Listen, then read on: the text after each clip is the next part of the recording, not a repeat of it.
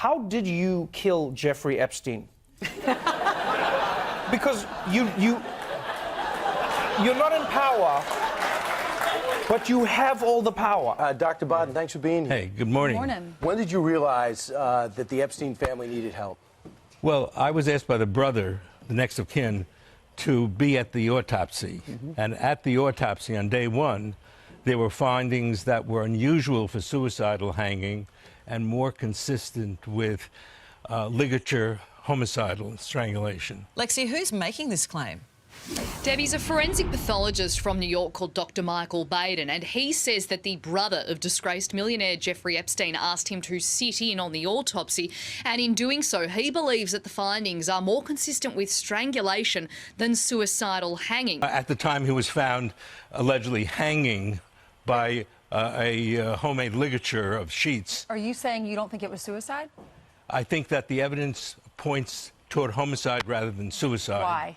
Because there are multiple 3 fractures in the hyoid bone, the thyroid cartilage, that are very unusual for suicide and more indicative of strangulation, homicidal strangulation. This bombshell claim this morning from Dr. Michael Baden, and he's a forensic pathologist hired by Jeffrey Epstein's brother to determine the cause of Epstein's death.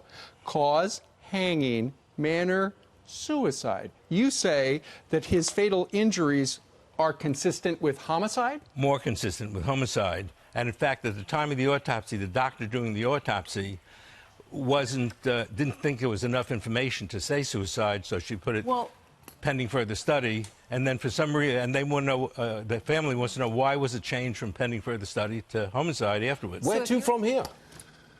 God, I wish I knew. I mean, I have to start by saying I have enormous respect for Dr. Baden. He testified before me when I was on the bench in New Jersey. His wife is a prominent trial lawyer. She tried cases before me. I know them well, and I've socialized with them. But this is sort of coming out of the blue, 80 days after the death, and 75 days after he observed the autopsy and made the observations and conclusions that he revealed today.